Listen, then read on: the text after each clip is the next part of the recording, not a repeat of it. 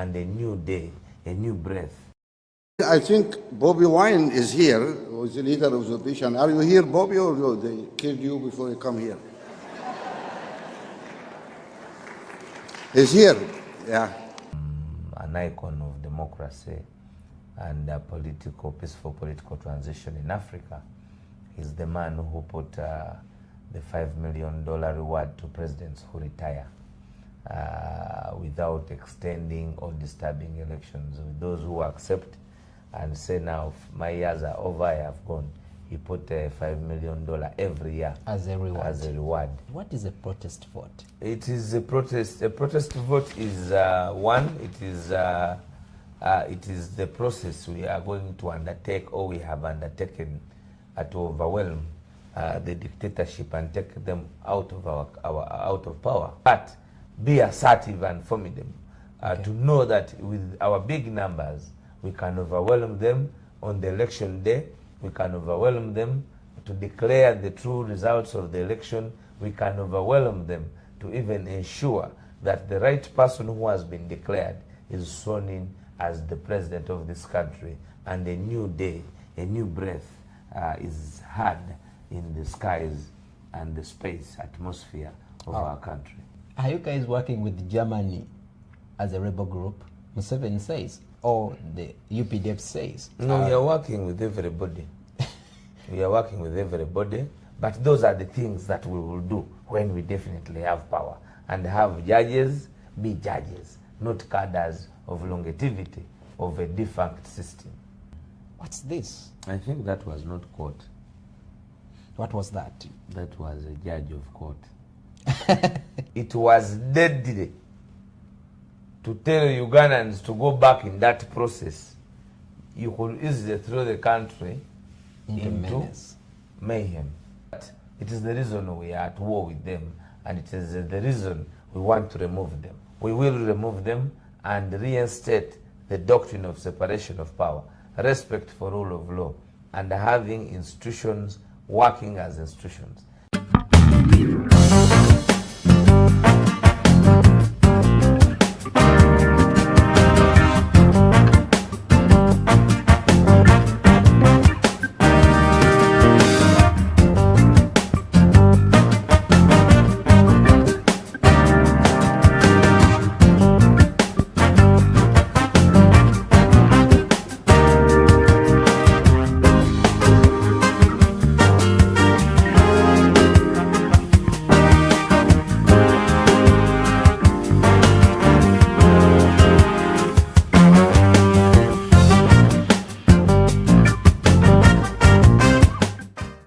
The Verdict.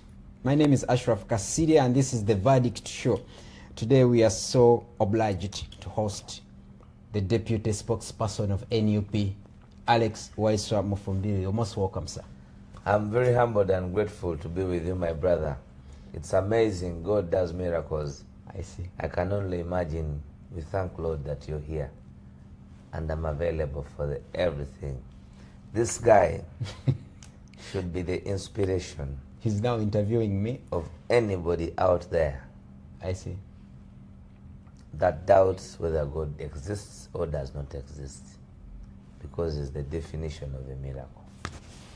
And you know who gave me that name, Miracle? Baby? Counsel David Lewis Lubongo. Yeah, pastor. Oh.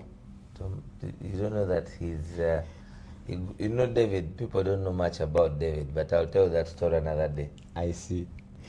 Okay, back to the point. I'm so glad that Waiswa, our deputy spokesperson, the NUP deputy spokesperson. You know, I'm also an NUP person, but I'm a media person. So right now, I'm not a practicing one. That's why I sometimes say things that are over the board. But here in the US, and all other countries, even media personalities have an opinion, and that opinion must be public. In fact, when you do not declare your position as a media personality, as you report, then it creates bias. But if people know you are NUP and you have affectionately and publicly stated it, it is acceptable. Even with your style of reporting, it is acceptable as long as you're a media personality, You can come out like it has been done by all these other media houses. And you follow the ethics. In all elections, yeah, you just have to follow the ethics, truth-telling, not propaganda, amongst others. So be very proud to be associated with NUP anyway. Thank you so much. Okay, let's start right away. We are seeing many abductions going on in the country. People being abducted, especially those that are close to your president, Honorable Robert Kyagulanyi Ssentamu, and we are heading to elections. If my father or any father would be talking to a son, telling them what to do, they would always say, please stop going there. You're going to die, you're going to be arrested. Aren't you guys afraid?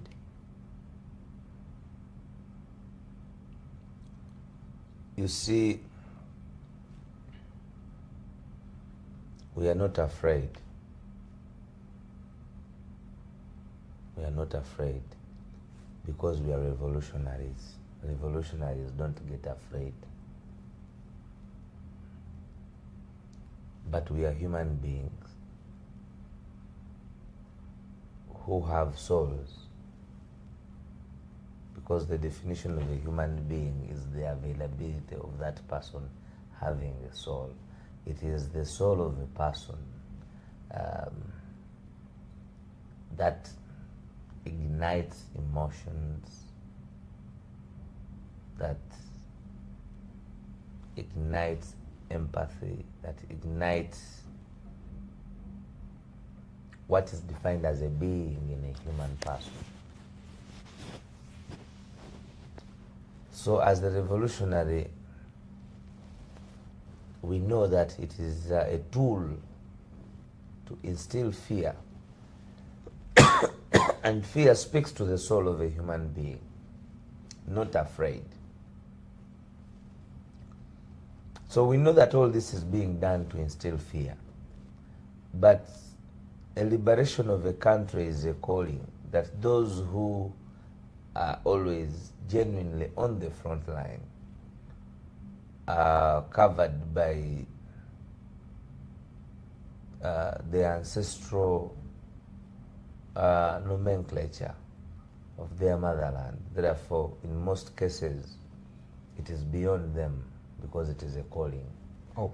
And you will always not understand how big the strides you have taken. So you mean that the calling you have, you and all other leaders and all the foot soldiers, is even beyond you, your own understanding? Yeah, of course. Then why would I go to something that has people dying? Why would I be involved where comrades are being abducted?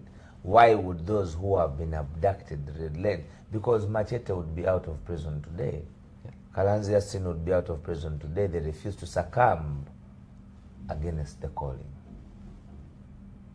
What about those who succumb to the calling?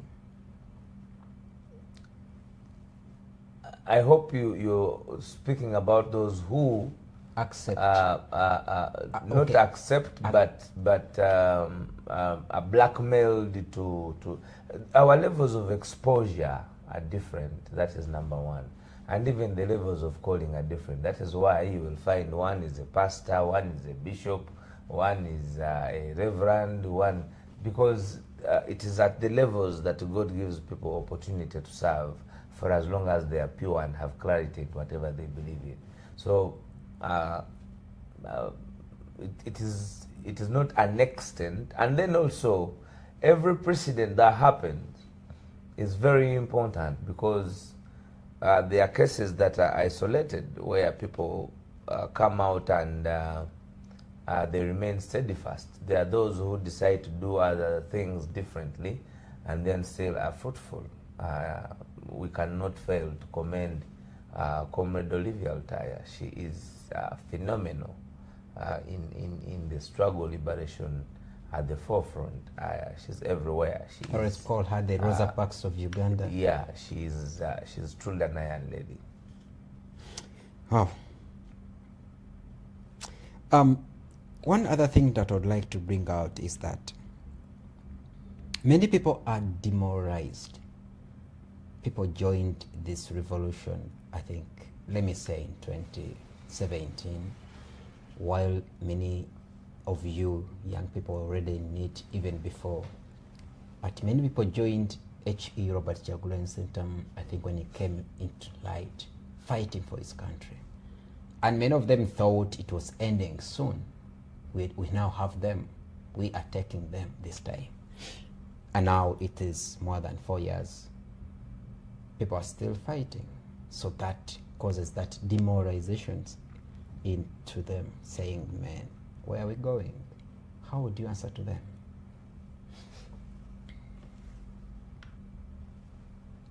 It is true. That we have people not demoralized, but fatigued by the elongation of the fight. But you see, we have no other reason. We cannot turn back. As one of the many at the front line, but a voice of them, I want to tell you that everybody wants this whole thing to end. We have no lives.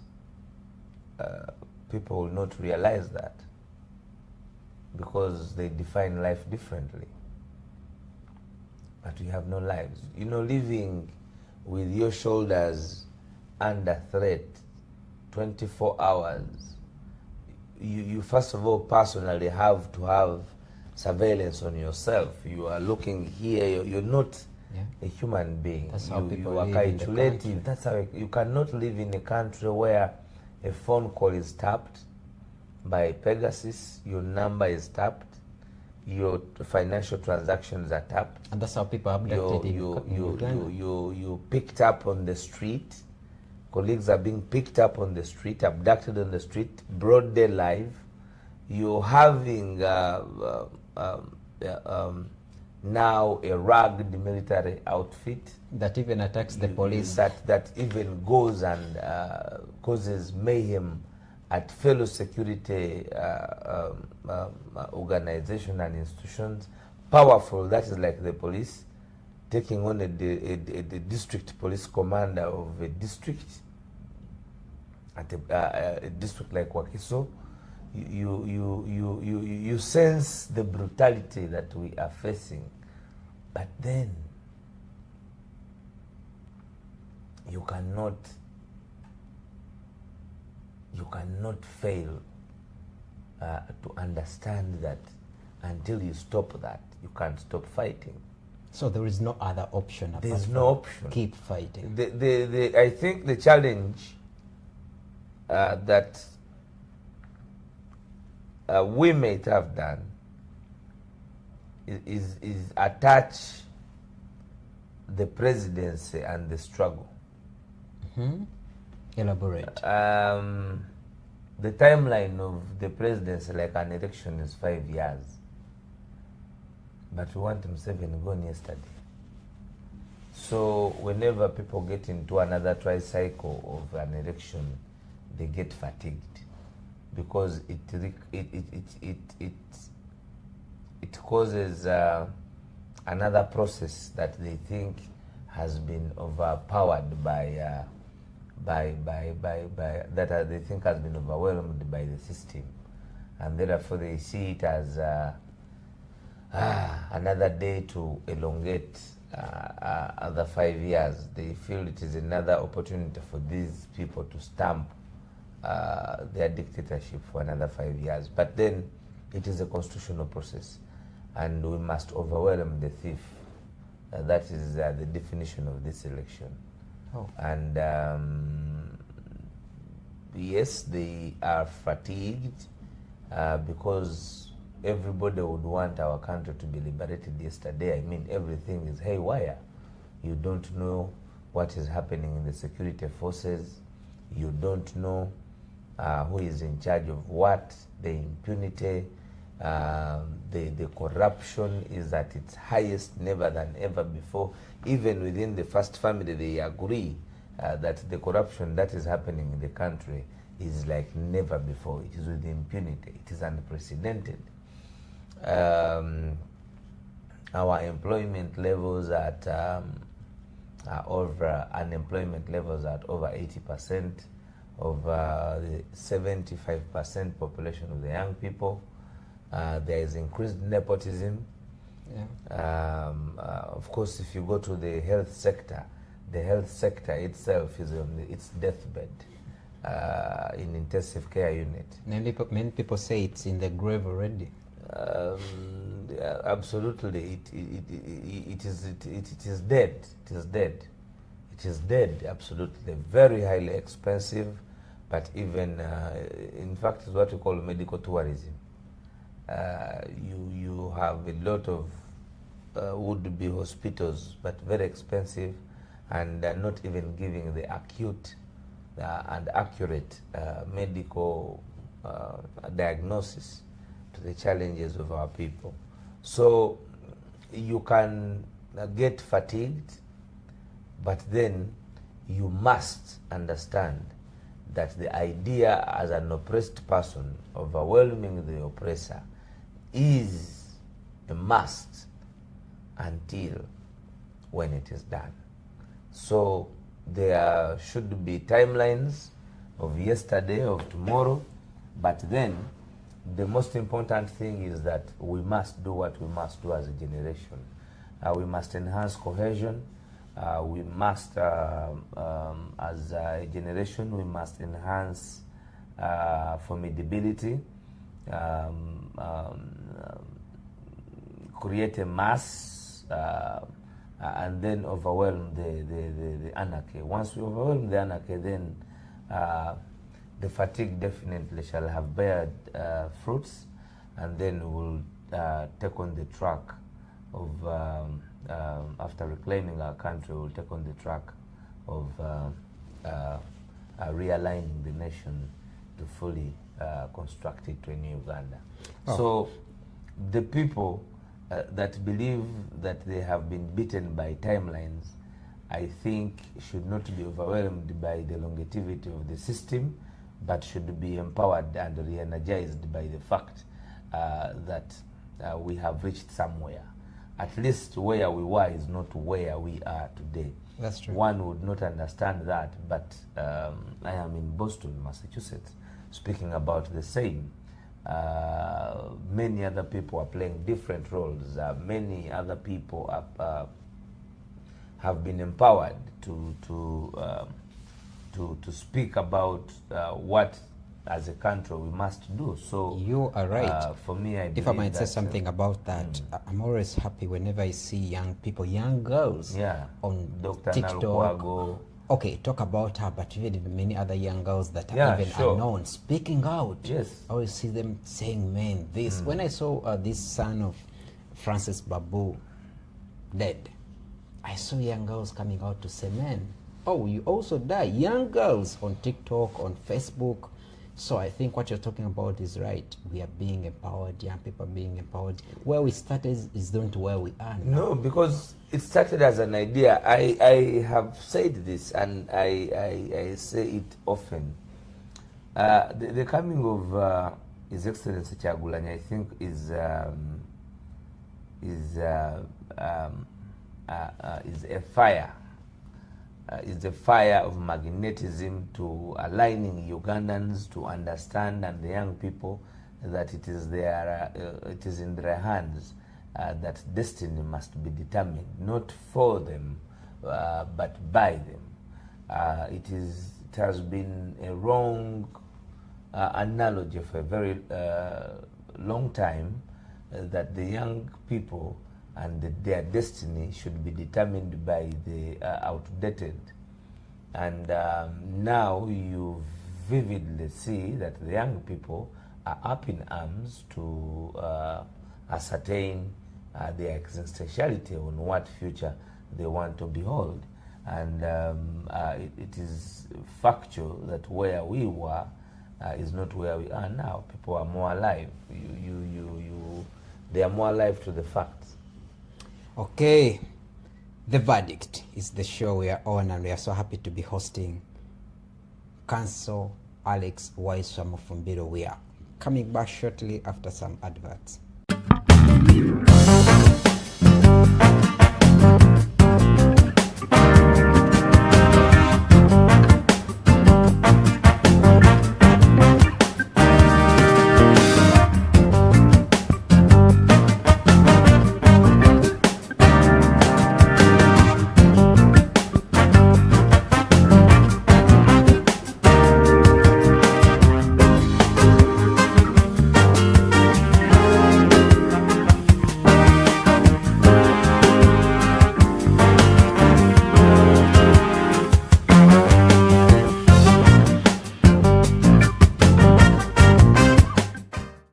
Okay, we welcome you back, comrades, and we are still having a conversation with our leader, one of the men who speaks up. Sometimes I fear myself